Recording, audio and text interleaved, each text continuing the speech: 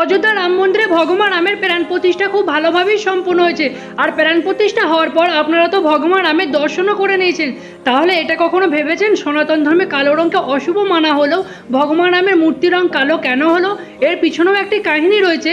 ভগবান রামের মূর্তি কর্ণাটকের মহান শিল্পী অরুণ যোগীরাজ তৈরি করেছেন।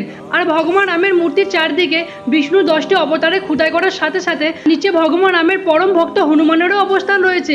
তবে এই মূর্তিটি কেবলমাত্র একটি পাথর দিয়েই তৈরি করা হয়েছে।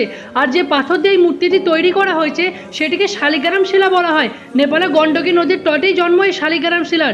পৌরাণিক কথা অনুসারে দেবী তুলসীর অভিশাপের জন্যই ভগবান বিষ্ণু পাথরে পরিণত হয়েছিল। আর এই পাথরে অন্য রূপ হলো শালিগ্রাম শিলা।